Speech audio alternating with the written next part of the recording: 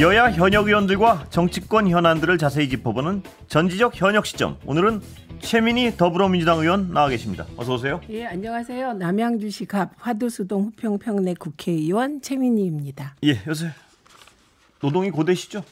뭐 국회의원이 그렇게 일해야죠. 예. 예. 예, 뭐 아침부터 밤까지 하신 것 같습니다. 보니까. 네. 예. 그래야죠. 예. 예. 자, 이 전공 분야는 아니신데요. 오늘 얘기부터 좀 여쭤봐야 될 것 같습니다. 네. 왜냐하면 그 야당의 입장을 여쭤보지 않을 수가 없어서요. 네. 연금 개혁안 나왔는데 정부 측 주장은 제가 직접 들은 건 아니지만 보도를 통해서 보면 지속 가능하려면 이 방법밖에 없다. 이 주장 같은데 어떻게 보세요? 그러니까 우선 가장 중요한 네. 건 그 의대 증원처럼 밀어붙이지 않으려는 태도가 가장 중요하다. 예. 그래서 이제 국회로 넘어왔으면 여야 전문가들이 예. 의논한 결과를 받아들일 준비를 정부가 해야 한다. 이게 가장 중요한 포인트라고 예. 생각합니다. 왜냐하면 그 연금 개혁안은 애초 21대 국회 말에 김진표 의장과 민주당이 예. 모수개혁 중심으로, 즉 보험료율 인상과 소득 대체율 등 예. 그리고 연금을 지급받는 연령 이 정도를 개혁하고 가자고 제안을 했었어요. 그래서 그때 이미 그 보험료율은 9%에서 13%로 하자. 이게 여야 간에 합의가 되어 있었던 사안입니다. 그런데 그때 이제 국민의힘 쪽에서 구조개혁을 하자. 그 구조개혁이라는 건 연금이 국민연금만 있는 게 아니잖아요. 군인연금, 뭐 그다음에 사학교사연금도 있고 그렇습니다. 등등 여러 가지를 구조적으로 통합하든가 아니면 개혁해야 된다는 것을 내걸고 반대해서 통과를 못 시켰습니다. 그런데 이번에 그 정부가 얘기한 거 보면 구조개혁안은 하나도 없잖아요. 그렇기 때문에 아마도 국민의힘이 반대할 수밖에 없을 거다 이렇게 보고요. 그래서 중요한 건 뭐 구체적인 얘기는 뭐 내는 돈은 4% 올리고 받는 돈은 2% 올리고 뭐 이런 식이잖아요. 그렇습니다. 그 구체적인 수치가 지금 별로 중요하지 않습니다. 처음부터 논의를 전문가들이 해나가야 되는데 이거를 또 의대 증원 문제처럼 밀어붙이면 정말 죽도 밥도 안 되고 혼란에 빠질 것이다. 그래서 일단 민주당은 이번에 정부가 내건 개혁안이 국민의 삶의 질을 보장하는 연금 개혁이라기보다는 정부의 재정 부담을 덜기 위한 것이다. 이게 큰 민주당의 비판 요지입니다. 그리고 나머지는 국회에서 꼼꼼하게 검증해 나가겠다 이런 입장인데 가장 중요한 건 토론에서 결론을 내겠다는 민주적 마인드다.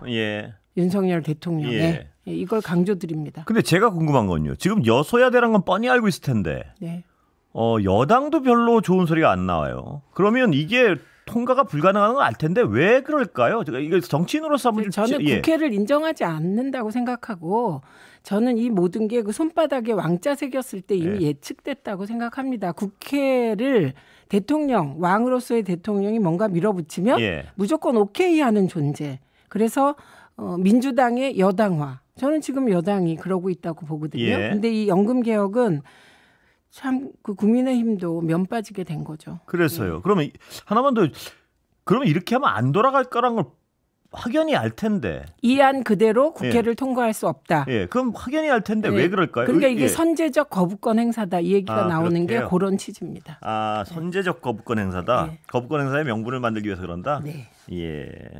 여당과 합의해도요? 여당과 합의가 사실 쉽지 않겠지만 그래도 요 사안에 대해서 모수개혁은 합의할 수 있거든요. 여야가. 그러면 아마 또 다른 논리로 거부하지 않을까 싶습니다. 자, 또 하나 중요한 문제. 또 뭐 이 부분도 전공은 아니시지만요. 의료개혁, 의료 분쟁, 의료 붕괴.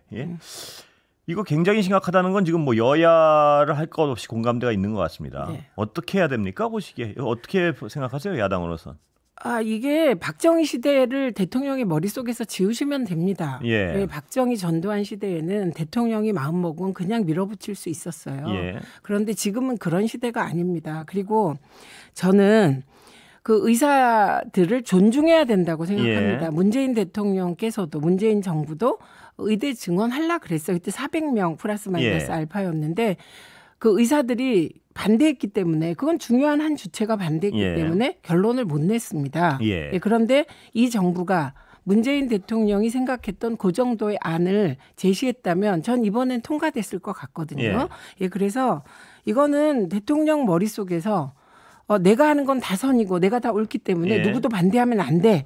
이런 생각이 없어지지 않는 한 해결이 어려울 거라고 생각합니다. 자, 그렇다면 문제는 말입니다. 지금 의료 상황은 뭐 붕괴 쪽으로 자꾸 한 발 한 발 다가가고 있고요. 네. 또 추석 연휴 앞두고 추석은 버틴다 해도 응급 체계는 완전히 지금 또 흔들흔들하고 있고요. 그렇죠. 그렇다면 이걸 그냥 어떻게 되나 보자 가지고는 안 될 상황 같은데 야당으로서 어떤 대안을 제시하거나 뭐 이러셔야 되는 거 아닌가요? 그래서 오늘 이재명 대표가 의료 대란 특위와 함께 지금 병원을 방문해서 이제 좀 구체적으로 그 결과를 발표를 하고 있는 것으로 제가 알고 지금 있는데요. 하고 있군요. 그래서 사실 야당이 이런 모든 집행은 행정부가 하는 거기 때문에 웬만하면 이런 상황에서 이명박 대통령도 박근혜 대통령도 야당이 문제 제기를 하고 그 의사들이 사실 굉장히 현실적인 반대를 하고 있는 것이거든요. 2,000명을 증원했을 때 증언은 할 수 있는데 그들을 길러낼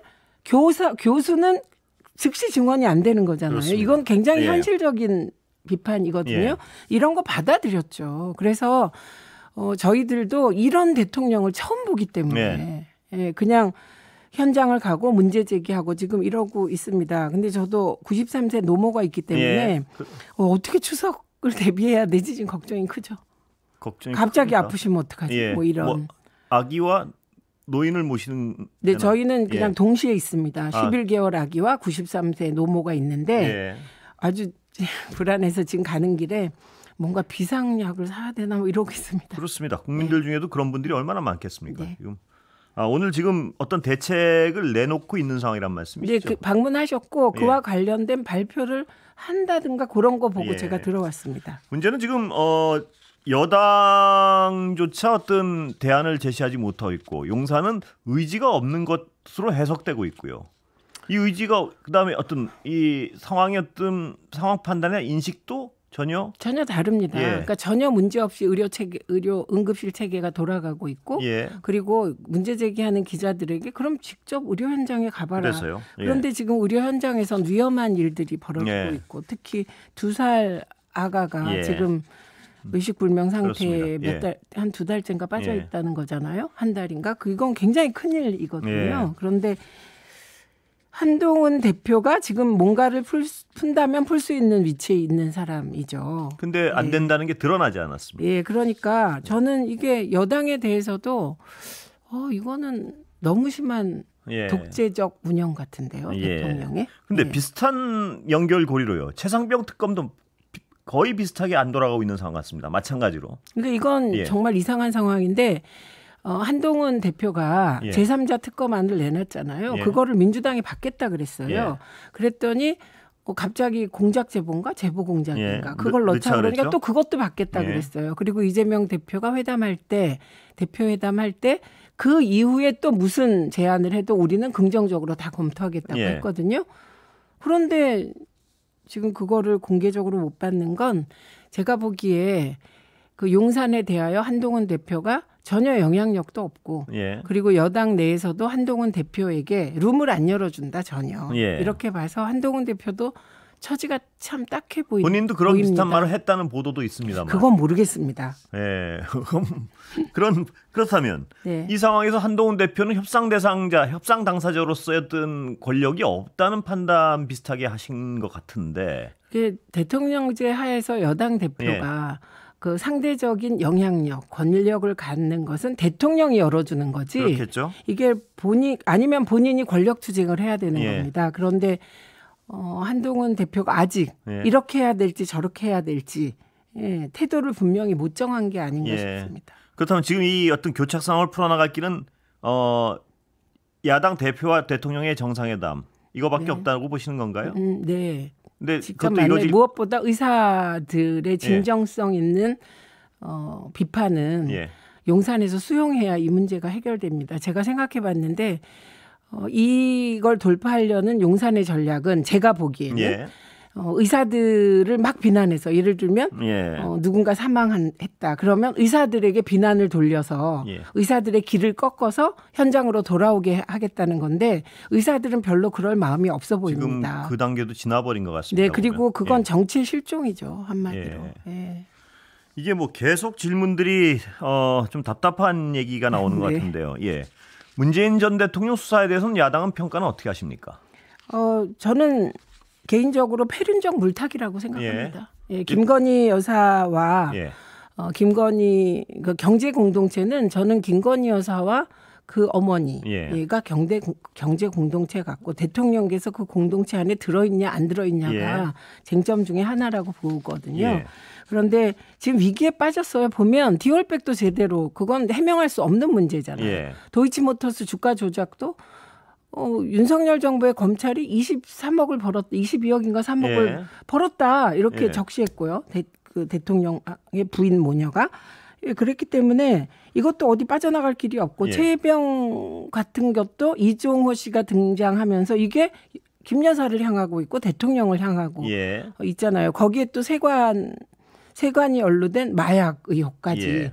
지금 이것에 전부 이종호라는 이름이 최혜병과 마약 의혹에 등장했잖아요. 그리고 그 이종호는 김건희 여사와 관계가 있는 분이잖아요.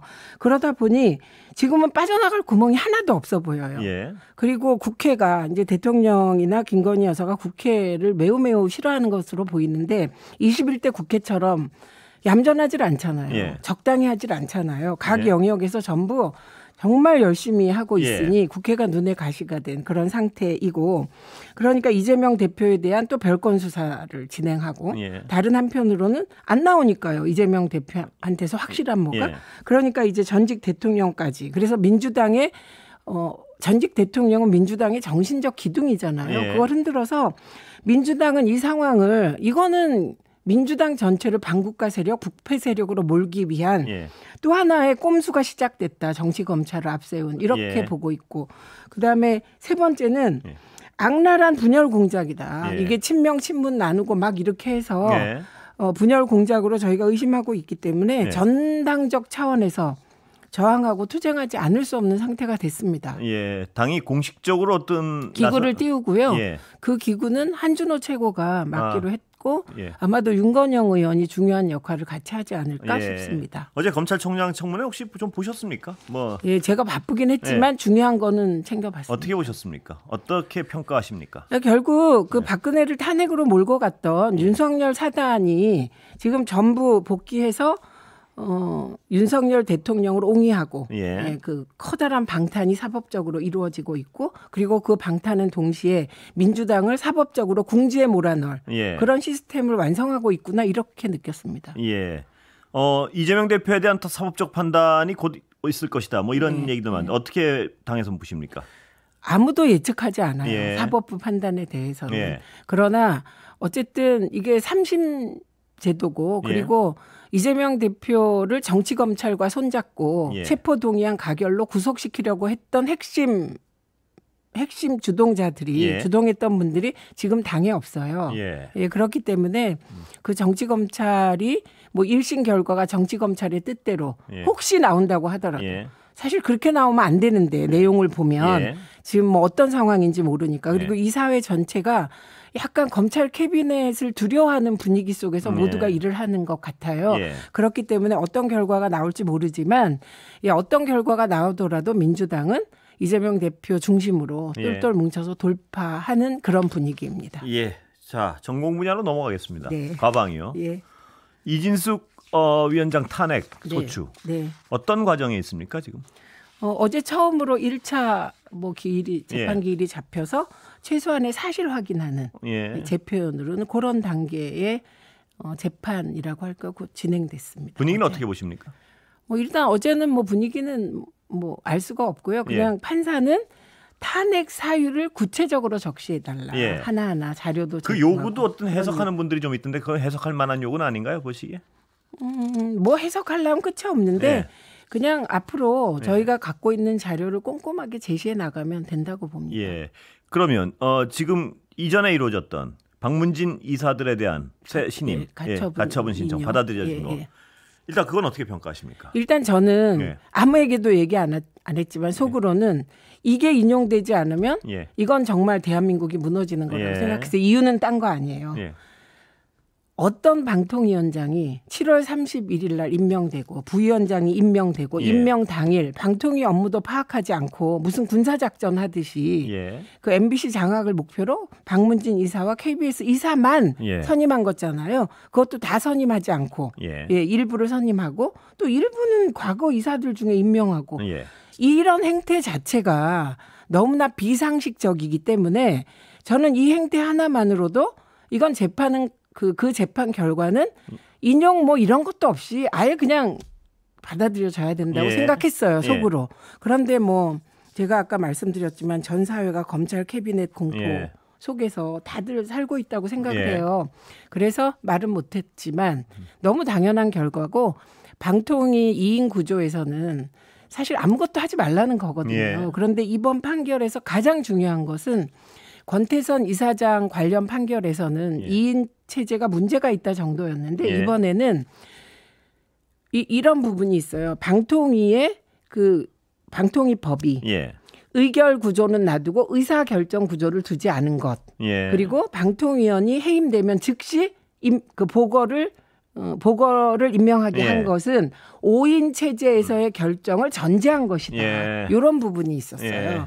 이거는 2인 구조에서 결정은 방통위 설치법의 정신을 위배한 거고 위법적인 것이다라는 걸 구체적으로 이번 판사는 적시를 했더라고요. 그 판결의 논리가 이진숙 위원장의 탄핵의 논리에 그대로 적용이 된다고 보시는 거죠. 그렇습니다. 그러나 일각에서는 헌법재판소란 곳이 어떤 정치적 지형으로 나눠져 있기 때문에 결과는 다를 것이다. 이렇게 보는 분들도 있던데요. 그렇게 보죠 다. 그런데 헌법재판소가 만약에 그런 법적으로 제대로 탄핵이 이루어졌느냐 안 됐냐를 봐야 되는데 그리고 탄핵의 절차나 이런 걸 봐야 되는데 그게 아니라 뭐 예를 들면 외압에 굴복한다거나 정파적인 구성으로 정말 정파적인 판단을 한다면 이제 87년 체제의 산물인 헌법재판소도 사실은 그 존재 자체를 의심받게 되지 않을까 생각합니다. 방통위의 5인 체제가 없으면 합법적이지 않다 이 결론인데요. 그걸 위해서 추천을 하신다는 거죠 지금 야당 후보들은? 이게 계속 쟁점이 된 게 2인 구조가 누구 책임이냐를 놓고 국민의힘 쪽에서 정말 제 앞에서 물타기를 했어요. 근데 진짜 그러시면 안 됩니다. 제 앞에서. 이 모든 건 최민희라는 사람을 대통령이 임명 안 하면서 시작된 거예요. 저를 임명 안 하고 그러니까 당연히 국힘 쪽에서 당시 이진숙 씨를 추천했는데 거기도 아니 민주당이 자신들이 추천한 사람은 임명 안 하는데 이준식 씨를 의결하겠습니까? 여기서 시작이 된 건데 그걸 거꾸로 제가 그만두고 7개월 7일 만에 그만두고 나서 그때 왜 추천하지 않았냐. 이렇게 해서 민주당의 책임을 돌리는 거예요. 근데 그건 진짜 정말 말이 안 되는 그 본말 전도인 것이 요걸 제가 분명히 말씀드리고 싶은데 방통위의 5인 체제는 민주당이 2명을 추천한다고 이루어지는 게 아니에요. 대통령이 민주당이 추천한 2명을 임명해야만 가능한 거예요. 그러니까 결정적인 건 대통령이 임명 안 하면 3인 체제든 5인 체제든 안 되는 겁니다. 그러니까 국민의힘이 그런 말 하려면 법제처가 7개월 그리고 지금까지 저의 부적격을 판단 안 하고 있거든요. 그런데 대통령께서 그럼 저에게 사과하세요. 7개월 7일 제 손발을 묶고 방송도 못하고 생활비도 못 벌게 하고 그랬던 것에 대해서 사과를 해야 되는 게 먼저입니다. 그 전에는 안 됩니까 추천? 지금 시간 다 돼가지고. 그런데 저희는 최영두 간사가 공개적으로 우리가 추천하면 대통령이 임명할 수 있게 하겠다고 몇 번을 얘기했기 때문에 추천하겠다고 결정을 했습니다. 여기까지 듣겠습니다. 최민희 더불어민주당 의원이었습니다. 감사합니다. 고맙습니다.